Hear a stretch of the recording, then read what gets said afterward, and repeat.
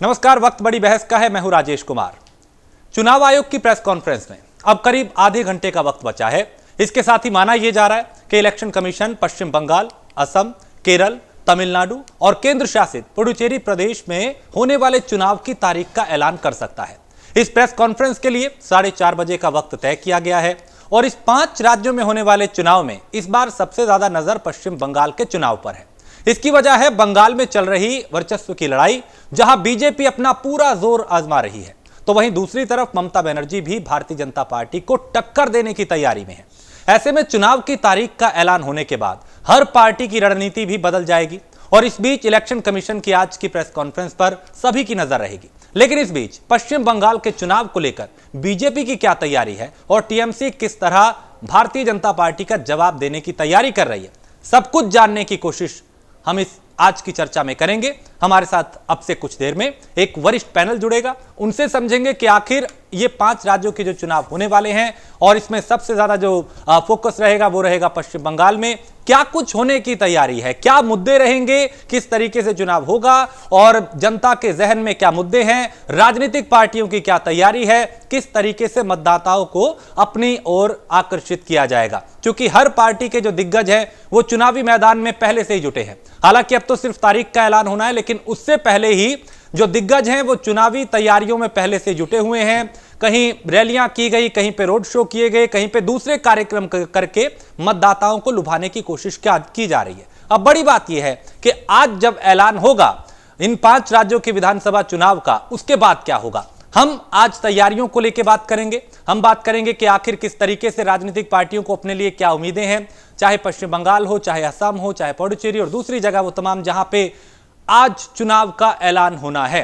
तो बड़ी बात ये, और एक वरिष्ठ पैनल हमारे साथ अब से कुछ देर में जुड़ेगा, जिसमें वरिष्ठ पत्रकार भी होंगे, राजनीतिक विश्लेषक भी होंगे, राजनीतिक पार्टियों के लोग भी होंगे। उनसे हम समझेंगे कि क्या उम्मीदें हैं, क्या तैयारियां हैं और क्या जहन में रख के इस बार चुनावी मैदान में उतरा जाएगा। ऐसे कौन से मुद्दे होंगे जिस पर चुनाव लड़ा जाएगा और चुनाव जीतने के दावे किए जा रहे हैं। हालांकि तारीख का ऐलान होने से पहले सभी पार्टियां अपनी अपनी तैयारियों में जुटी हुई हैं और अब देखना यह होगा कि मतदाताओं को कैसे लुभाया जाएगा। हालांकि इससे पहले ही कहीं पे रोड शो किया गया, कहीं पे चुनावी सभा की गई, कहीं पे रैली की गई और कहीं कोई दूसरे कार्यक्रम करके कोशिश ये की गई कि कैसे मतदाताओं को अपने पाले में लाया जाए।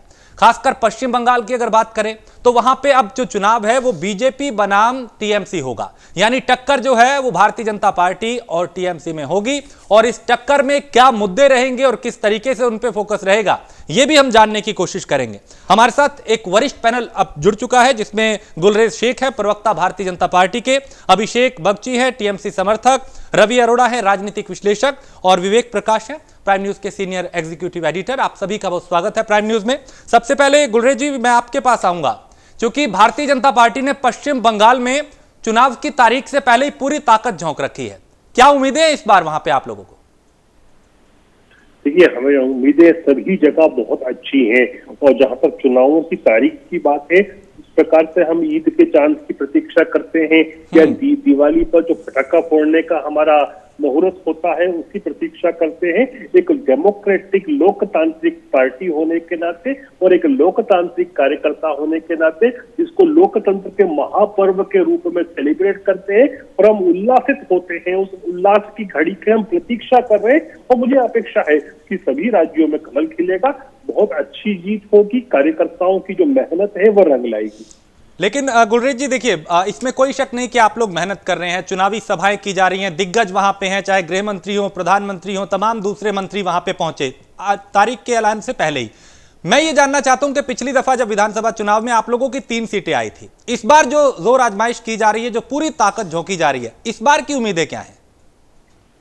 क्योंकि इस बार हमको अपेक्षा है कि 200 से ज्यादा सीटें आएंगी और उसका एक कारण है कि बंगाल की जनता का आप इतिहास देखिए, उनका जो पॉलिटिकल कैरेक्टर है उसको देखिए, तो वो जिसको भी देते हैं यूजुअली क्लियर बहुमत देते हैं कि वह अच्छी तरह से काम कर सके और काम करके दिखा सके कि उसकी नीयत क्या है, उसकी नियति क्या है। तो इससे पहले उन्होंने कांग्रेस को दिया, प्रचंड बहुमत दिए, उसके बाद उन्होंने कम्युनिस्टों को दिया, उसके बाद टीएमसी को दिया, सबको आसमा चुकी है जनता। और जनता में एक बदलाव करने का जो रुख है जो एटीट्यूड है वो साफ साफ दिख रहा है, चाहे वह अमित शाह जी के रोड शोज में दिखे, चाहे नड्डा जी के कार्यक्रमों में दिखे, चाहे कैलाश विजयवर्गीय जी के प्रोग्राम्स में दिखे। और चूंकि मैं खुद कैलाश जी के ही घर के पास ही रहता हूं, तो मेरा उनसे संवाद होता रहता है, मेरे पॉलिटिकल गुरु हैं वे, तो वो कहते हैं मुझे कि बंगाल ने एक मन बना लिया है, आम जन ने एक मन बना लिया है, कार्यकर्ता में बहुत ज्यादा जोश है, तो बहुत अच्छे परिणाम आएंगे। हमको लगता है 200 से ज्यादा सीटें आराम से आएंगी। ठीक है अभिषेक जी, यहाँ भारतीय जनता पार्टी को इस बार चुनाव में 200 सीटों की उम्मीद है, यानी ममता बनर्जी का सफाया हो रहा है क्या? देखिए, अभी चुनाव से पहले कोई भी कुछ भी बोल सकता है, लेकिन दो बड़ा मुद्दा है। अभी खुद आप ही जांच कर लीजिए कि हो सकता है या नहीं। मुद्दा एक है कि भाजपा द्वारा शासित जो सब राज्य है, गुजरात को छोड़ के, और जो काफी दिन से शासित राज्य है, जैसे मान लीजिए मध्य प्रदेश, जैसे मान लीजिए छत्तीसगढ़, जैसे छत्तीसगढ़ में तो अभी बदलाव आया 1 साल पहले, लेकिन जो मध्य प्रदेश, छत्तीसगढ़, राजस्थान में भी लास्ट 15-20 सालों में 12-13 साल भाजपा का, झारखंड, वहां पे भी बहुत ही कुछ दिन पहले ही बस आया परिवर्तन। तो ये जो सब राज्य है, ये विकास के मामले में सबसे पिछड़ा हुआ राज्य है, जहां पे भी भाजपा काफी दिन चलाया सरकार। Point number 1।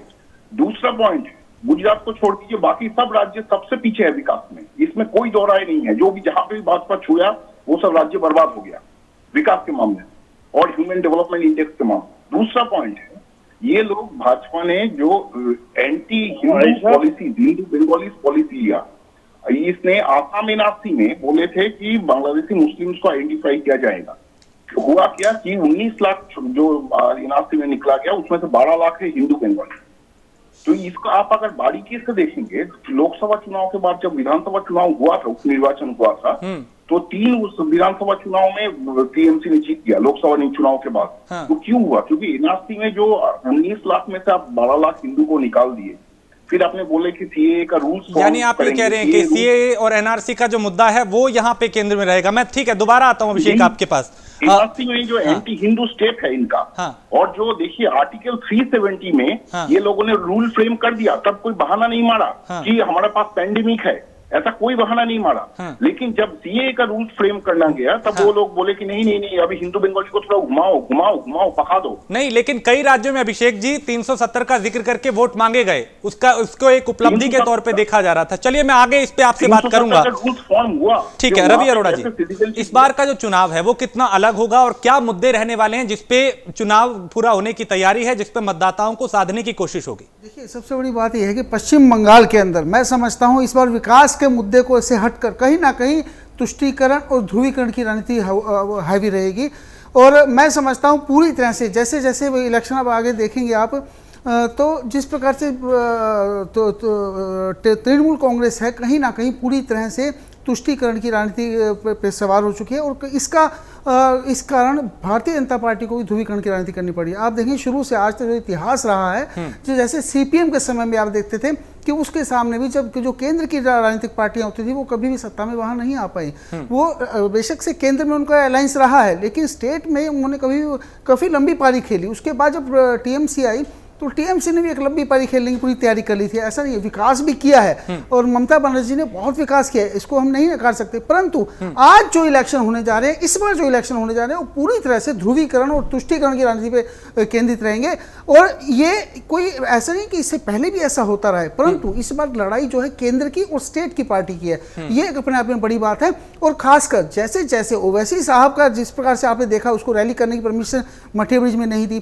फुरफुरे शरीफ के अब्बास साहब के साथ जिस प्रकार से आपने देखा लगातार इनका अलायंस हुआ, और उम्मीद है कि अगर तुष्टीकरण की राजनीति टीएमसी को करनी है, क्योंकि वहां पर अगर उससे सत्ता में कुछ सीटें हासिल करनी है, या एक बड़ी विपक्षी पार्टी बनकर भी उभरना है, या पार्टी सत्ता में भी आना है, तो उसे कहीं ना कहीं तुष्टीकरण की राजनीति करना उसकी राजनीतिक मजबूरी बन चुकी है। और दूसरा, अगर फुरफुरे शरीफ के अब्बास यहाँ पे पूरी पारी खेल जाते हैं, तो कहीं ना कहीं सीधा सीधा नुकसान आप देखेंगे टीएमसी को होने जा रहा है। वो इसीलिए वहां पर जो है इस समय हालात जो बन चुके हैं, पूरी तरह से राजनीतिक जो है आगे देखेंगे हालात और बयानबाजियां बढ़ेंगी और इन सब पर केंद्रित रहेगा। ठीक है विवेक प्रकाश जी, चुनाव को आप भी लगातार देख रहे हैं, तैयारियों को देख रहे हैं, और इस बार का जो पश्चिम बंगाल की अगर बात करें, बीजेपी बनाम टीएमसी होने वाला है, ऐसे में आपको क्या लगता है बीजेपी की जो तैयारी है वो किस तरीके की है? देखिए दोनों ही पार्टियां जो हैं वो काफ़ी मजबूत स्थिति में कह सकते हैं आप, कांटे की टक्कर है। टीएमसी को दरकिनार नहीं किया जा सकता, पिछले चुनाव में 209 सीटें लेकर के आई है। बीजेपी जहां 3 सीटों पे थी, अगले उसके ठीक बाद वाले लोकसभा चुनाव में 18 सीटें लेकर के आई। बीजेपी का मनोबल बढ़ा हुआ है। एक साइकोलॉजिकल गेम चल रहा है दोनों पार्टियों का कि किस तरीके से वो जनता को अपनी तरफ से खींच पाए। अब इसमें आप देखिए, वो ममता बनर्जी जो कभी बीजेपी की सबसे करीबी हुआ करती थी, आपको याद होगा अटल जी के सरकार में वो शामिल भी रही, है ना, और वो ममता बनर्जी आज केंद्र सरकार की हर एक नीतियों का खुलकर विरोध करने वालों में सबसे मजबूत विपक्ष की भूमिका निभाती हैं। अगर ये कहें तो गलत नहीं होगा। कांग्रेस भी इतने पुरजोर तरीके से किसी चीज का विरोध नहीं करती है जिस तरीके से ममता बनर्जी विरोध करती दिखती है, चाहे वो 370 का मुद्दा हो, चाहे वो सीए का मुद्दा हो, या और भी जितनी कोई भी कानून, जैसे आरोग्य योजना को भी उन लोगों ने लागू करने से मना कर दिया। बहुत सारी ऐसी चीजें हैं। दूसरी तरफ बीजेपी को पता है कि हमारा सफर जो है वो बहुत लंबा है, हमारी लड़ाई जो है वो बहुत लंबी है। हमें 3 से लेकर के लगभग 300 वाली विधानसभा में 294 सीटों में 3 से उठ करके हम दावा कर रहे हैं कि हम 200 सीटें लेकर के आएंगे। ये भी एक साइकोलॉजिकल गेम है, क्योंकि 209 सीटें इसके पहले टीएमसी लेकर के आई है। सफर लंबा है, उसके लिए लगातार कोशिशें जारी हैं। आपने देखा होगा, आप अगर याद करेंगे तो कैलाश विजयवर्गीय को जिम्मेदारी मिली थी लोकसभा चुनाव की तैयारियों की जी, और उसके बाद से बीजेपी पीछे नहीं हटी है। कैलाश विजयवर्गीय एक तरीके से स्टेशन हो गए हैं वेस्ट बंगाल में।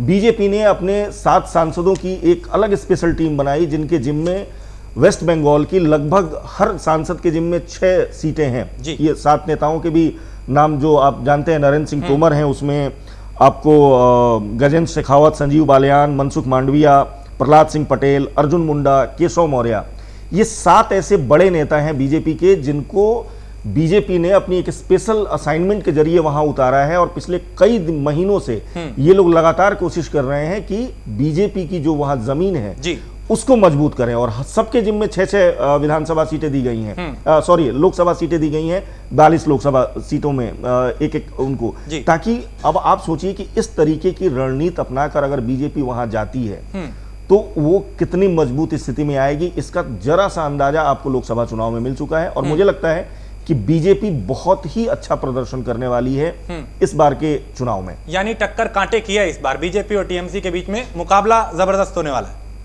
ठीक है गुलरेज, मैं आपका रुख करूंगा। इस बार आपको क्या लगता है? देखिए, ममता बनर्जी की अगर बात करें, उनके समर्थक, उनकी पार्टी के लोग, प्रवक्ता एक ही बात कहते हैं कि साहब हमने काम किया है और काम के नाम पे वोट लेंगे। अब भी जो टीएमसी समर्थक हैं अभिषेक, वो यही कह रहे हैं कि हमने विकास किया है, विकास के नाम पे वोट लेंगे। लेकिन आप लोगों को क्या लगता है, ऐसा कहां कमी रह गई, कौन से मुद्दे रह गए जिस पे जनता आपके साथ आएगी, 300 से 200 पार आप लोग हो जाएंगे?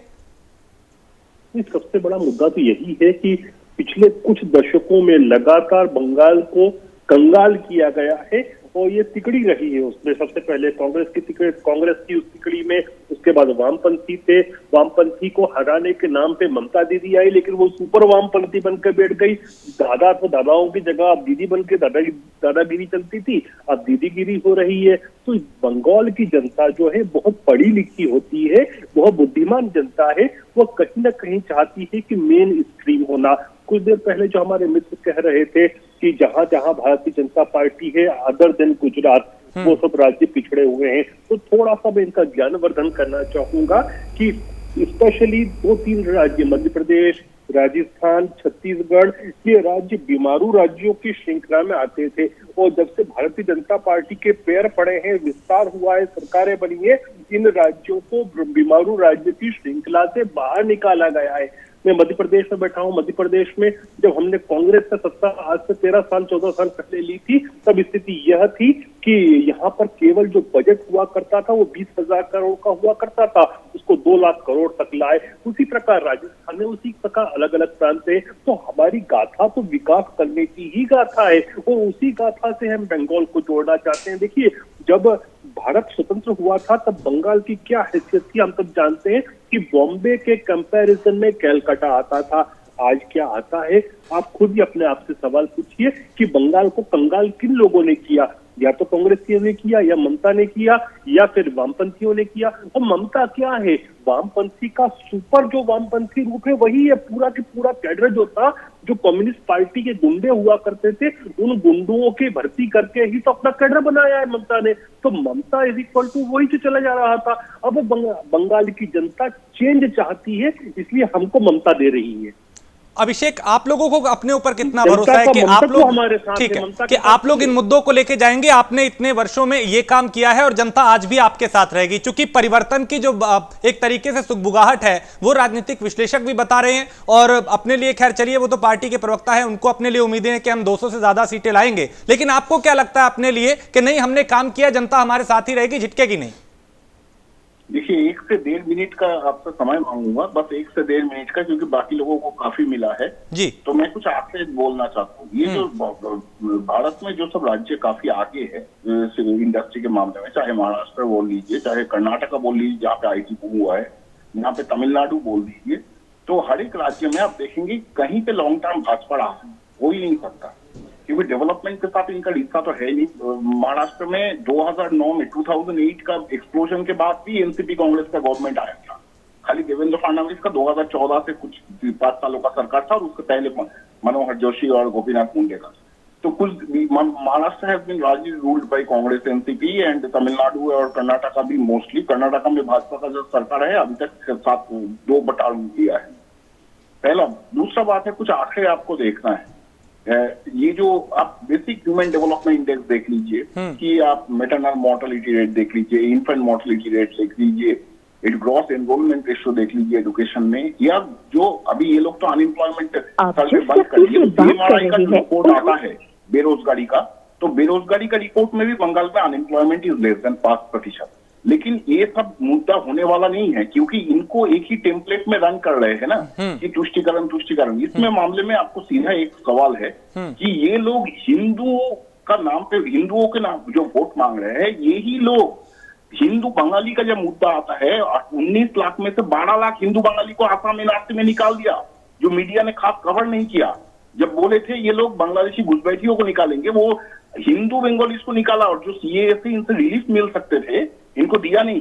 बोला पेंडेमिक के कारण रूल्स फॉर्म नहीं कर सकते हो आप। अगर इंडिया में बैठ के एक पर्टिकुलर सेट ऑफ हिंदूज को टारगेट कर रहे हो, ये लोग लोअर हिंदूज है, बाकी हिंदूज अपर हिंदूज है, कुछ हिंदूज देश छोड़ के भाग सकते हैं पैसा मार के, कुछ हिंदूज एक्चुअली नहीं कर सकते, इनको सिटीजनशिप से ही निकाल दो, ये तो गलत बात है ना। आप तुष्टीकरण का नाम बोल रहे हो, अल्पसंख्यकों को तुष्टीकरण हो रहा है, और टारगेट कर रहे हो कि हिंदू में बंगाली हिंदूज को।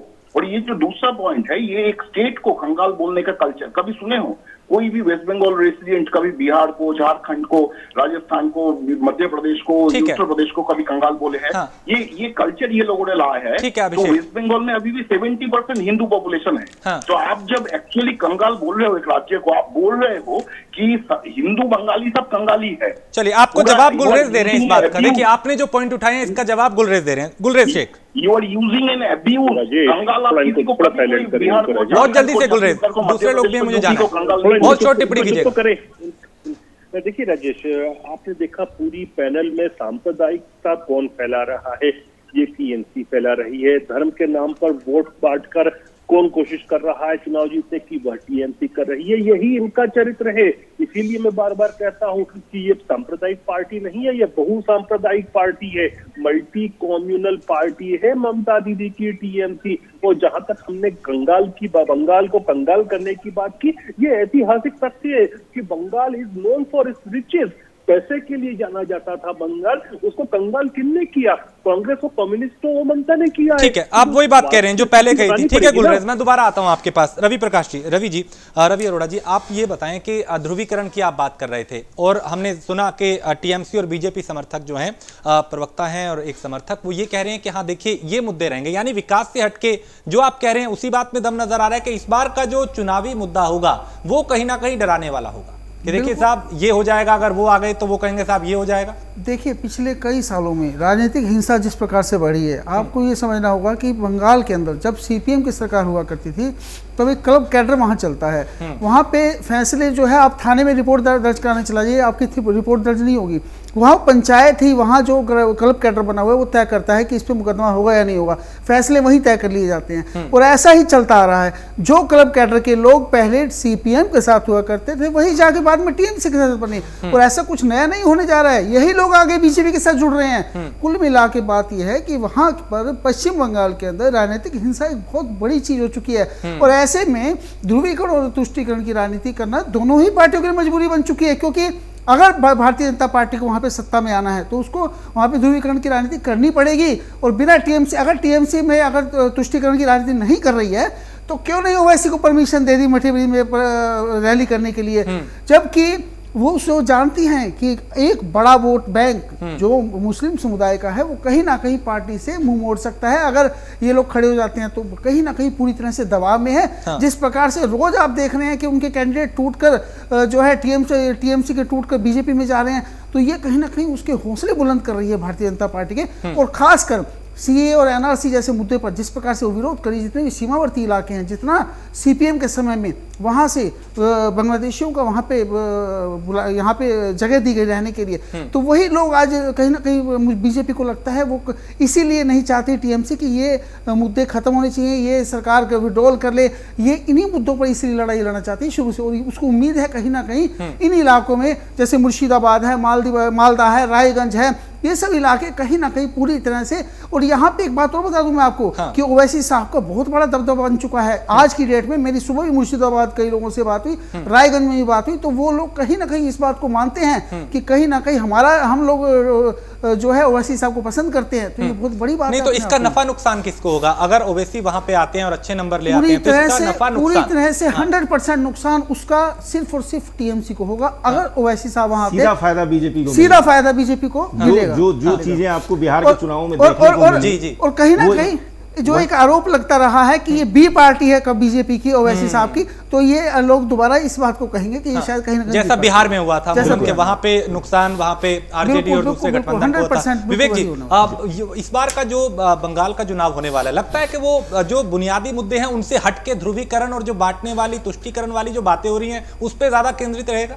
देखिए, पिछले कुछ सालों में जिस तरीके से राजनीति ने अपना स्वरूप बदला है, विकास एकदम से गौड़ हो गया है, चुनावी बातें हो गई हैं, या यूं कहें कि एक चुनावी स्टंट है कि हमने ये विकास किया, आखिरकार जाकर के मामला वहीं तुष्टीकरण और ध्रुवीकरण पे आ जाता है। चाहे वो बिहार का आप इस बार का चुनाव देख लें, ओवैसी वाकई बहुत बड़ी भूमिका वेस्ट बंगाल में भी निभाने वाले हैं। जिस तरीके से ओवैसी ने बिहार के चुनाव में जाकर के 5 सीटें जीती, लेकिन विपक्ष को आरजेडी और कांग्रेस को लगभग 30 से 35 सीटों का नुकसान करा दिया। अगर वही स्थिति ओवैसी उसी स्थिति में अगर वेस्ट बंगाल में आते हैं तो जाहिर सी बात है कि वो नुकसान जो पहुंचेगा वो टीएमसी को ही पहुंचेगा। विकास के मुद्दे गौड़ हैं, विकास के मुद्दे अब कहीं है नहीं। सिंगूर के मुद्दे को लेकर के ममता बनर्जी जिस तरीके से उग्र हुई थी, जिस तरीके से जनमानस तैयार हुआ था वेस्ट बंगाल में, और जिसके बाद प्रचंड बहुमत के साथ ममता दीदी सरकार में आई थी, और सिर्फ उसी बार नहीं, दूसरी बार उससे ज्यादा सीटें लेकर के 209 सीटें लेकर के आना 294 में, मतलब आम बात नहीं है। ये जाहिर करता है कि वहां की जो जनता है, जो आम जनता है, उसके ऊपर ममता दीदी का कितना बड़ा भरोसा था, ममता के ऊपर वहां की जनता किस कदर भरोसा कर रही थी। ऐसे में जबकि आपने 2014 का चुनाव देख लिया, 2014 में बीजेपी सरकार में आ गई, अच्छी खासी बहुमत के साथ सरकार में आई, लेकिन जब 2016 में विधानसभा चुनाव होते हैं उसमें ममता दीदी फिर से 209 सीटें लेकर के आती हैं, लेकिन फिर जैसे लोकसभा चुनाव होते हैं फिर जनता वहां मुड़ जाती है मोदी की तरफ और 18 सीटें बीजेपी को देती है। इस बार का चुनाव जो है वो थोड़ा बदल गया है। सिंगूर के बाद ममता दीदी के तेवर धीरे धीरे धीरे धीरे कम होते गए हैं, और जिस तरीके से टीएमसी के अंदर से शुभेंदु अधिकारी जैसे नेता का टूट जाना ममता दीदी के साथ, मेरे ख्याल से बहुत बड़ा झटका है। ये अभिषेक भी इस बात को शायद एक्सेप्ट करेंगे कि शुभेंदु अधिकारी जिनके पाले में माना जाता है कि 100 से 110 सीटें जो है वो शुभेंदु अधिकारी के पास थी, वो उनके कहने पर वो सीटें चलती थी।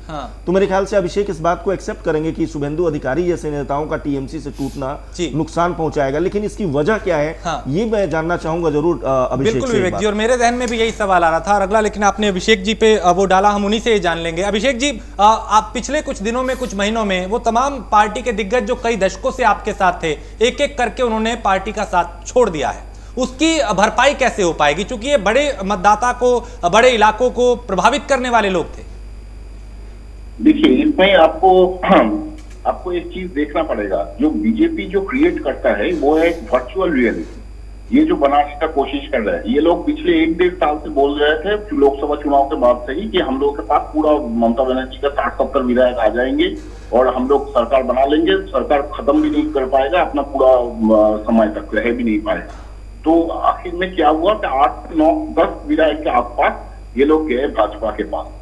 तो आपको एक चीज समझना पड़ेगा, ये जो पूरा नैरेटिव बन रहा है, ओआईसी का जो नैरेटिव है और अल्पसंख्यकों माइनॉरिटी का जो नैरेटिव है, आपको एक चीज समझना पड़ेगा, आपको आंकड़े पे चलना पड़ेगा। अगर पश्चिम बंगाल में 100 मुस्लिम है, उनमें से 60-65 मुस्लिम रहते हैं 3 जिला में, मुर्शिदाबाद, मालदा एंड नॉर्थ दिनाजपुर। ये 3 जिला में टीएमसी ने कभी वोट नहीं मिला टीएमसी को। ये 3 जिला रहा है सीपीएम और कांग्रेस आई के साथ। ओआईसी का जो इन्फ्लुएंस गेन हो रहा है वो कहाँ हो रहा है? वो ये 3 जिला में। जी, लॉस किसका होगा? कांग्रेस और सीपीएम का। आप बात को समझने का कोशिश कीजिए। ये भाजपा का एक रियलिटी है, वर्चुअल रियलिटी, कि ममता बनर्जी जीत रही है मुस्लिम वोटों से। जो अगर 100 मुस्लिम है पश्चिम बंगाल में, उनमें से 70 मुस्लिम, 60% मुस्लिम रहते हैं 3 जिला में जहां पे टीएमसी वीक है, वहां पे सीट नहीं मिलता टीएमसी को। ये जो बात आप लोग बोल रहे हैं ना, आप बंगाल का ग्राउंड रियलिटी को थोड़ा देख के बात कीजिए। ममता बनर्जी जीतती है हिंदू बंगालीज के वोट में। ठीक है, इसको और बारीकी से समझ थोड़ा सा गुस्सा हो गए तब लोकसभा में सीट मिला, लेकिन अब उसके बाद क्या हुआ? आपने इलास्टिक का रिजल्ट निकाला और हिंदू बंगालीज को निकाल दिया। आपने मुस्लिमों को नहीं निकाला, भाजपा ने मुस्लिमों को नहीं निकाला, हिंदू बंगालीज को निकाला, जो आप लोगों ने मीडिया में एकदम कवर नहीं किया। आसाम इलास्टिक में यही हुआ था। और कौन गया था कि शरणार्थियों को निकाल दिया गया लिस्ट से और बोला कि मुस्लिम जो है वो है ओरिजिनल रेसिडेंट। ठीक है, विवेक जी कुछ कह रहे हैं कि इस बात पे, इस मुद्दे पे हिंदू लोग हाइपर एक्साइटेड होकर बंगाल में वोट देंगे, चाहे आप कितना भी वर्चुअल रियलिटी क्रिएट कर लो। ये हो सकता है। आप फेसबुक में चाहे जितना भी ट्विटर में हैश ट्रेंड कर लो, चाहे आपका जितना भी दिग्गज नेता। ठीक है अभिषेक, आपको विवेक कुछ बता रहे हैं। जेपी नड्डा की सभा में आप अगर कवर करेंगे, लोग नहीं जा रहे हैं। नरेंद्र मोदी के सभा और अमित शाह के सभा में लोग मिल रहे हैं क्योंकि 2 आसपास के राज्यों से लोगों को लाया जा रहा है। ठीक है अभिषेक, सिर्फ एक सवाल छोटा सा करना चाहूंगा आपसे। आप एक वर्चुअल रियलिटी क्रिएट करते रहेंगे और लोग मानते रहेंगे, हो सकता है। अभिषेक, विवेक जी आपसे एक सवाल करना चाह रहे हैं। सिर्फ छोटा सा सवाल आपसे, मतलब आप ये मान के चल रहे हैं कि शुभेंदु अधिकारी जैसे नेताओं का या जो लोग आपसे टूट के गए हैं, इसका आप पर कोई असर नहीं पड़ेगा? यानी कहीं ना कहीं आप पार्टी में उनके योगदान को भी नकार रहे हैं एक तरीके से। नहीं, पार्टी में योगदान कभी नकार नहीं रहे। उनका 10 साल से वो लोग थे, वो लोग 10 साल में 3 मिनिस्ट्री दिया गया था क्योंकि उनका कंट्रीब्यूशन काफी हेवी था, 100% था। कोई नहीं मान रहा है कि वो लोग कुछ गलत किए हैं। उनका अच्छा लगा, वो लोग गए हैं। हम लोग भी इलेक्टोरली कोशिश करेंगे उनका नेगेटिव इन्फ्लुएंस कम करने के लिए। यही तो राजेश ने पूछा था आपसे कि उसकी भरपाई आप करेंगे कैसे? क्योंकि देखिए, ये जो शुभेंदु अधिकारी जो काम किया अभी तक, शुभेंदु अधिकारी के कंप्लीट क्रेडिबिलिटी बिल्ड की, वो लोग टीएमसी में थे, वो लोग ममता बनर्जी के छत्र छाया में थे। नहीं सर, और भी बहुत से नाम हैं, दिनेश जी हैं, राजीव हैं और तमाम बड़े नाम हैं। खैर चलिए उस तरफ नहीं, लेकिन गुलरेज आप कुछ टिप्पणी करना चाह रहे हैं? देखिए, आपको जो विधायक खड़ी थी जो कल्चर था, वो अभी तक भाजपा करता था। चुनाव के बाद अभी जो कर रहे हैं, चुनाव के पहले, जब आप विधायक को चुनाव के पहले खरीद रहे हो तो उनके लायबिलिटी भी खरीद रहे हो। ठीक है अभिषेक, मैं दोबारा आता हूँ। गुलरेज कुछ कह रहे हैं? गुलरेज, राजेश, आपने देखा कि पूरी पैनल में टीएमसी के प्रवक्ता ने किस प्रकार से ध्रुवीकरण की और कम्युनलिज्म की बात की। यही कारण है कि वहां बंगाल के अंदर विकास के नाम पे लोग वोट डालना चाहते हैं। वो बड़ा स्पष्टता हम कहते हैं कि हमारा नारा वही है, हमारा नारा भाईचारा है, हमारा नारा विकास है, हमारा नारा डेवलपमेंट है और जस्टिस फॉर ऑल है। हम उसी के ऊपर चुनाव लड़ेंगे और जीत के दिखाएंगे। ठीक है रवि, जब अभी अभिषेक कह रहे थे कि जमीनी हकीकत जो है बंगाल की वो कुछ और है, आपने कई बातों का जिक्र किया था जो जमीन से जुड़ी हुई थी। ऐसे में वहां पे जो होने वाला है उसकी सुगबुगाहट क्या है? तुष्टीकरण, ध्रुवीकरण की बात बार बार हो रही है, लेकिन जो बड़े लोग टीएमसी के साथ थे उनका साथ छोड़ के आज बीजेपी के साथ हैं, इसकी भरपाई कैसे टीएमसी कर पाएगी? देखिए, मैं एक बात स्पष्ट कर दूं, मैं बहुत गया हूं, गांव में गया हूं बंगाल के। ज़मीनी हकीकत ये है कि आज की डेट वहाँ इतना आज की डेट में करप्शन है कि गांव देहात को छोड़ दीजिए, अगर आप बड़े शहरों की बात करें, मेट्रो सिटीज़ की बात करें, कलकत्ता की प्रॉपर बात करें, तो वहाँ पे करप्शन बहुत ज़्यादा है।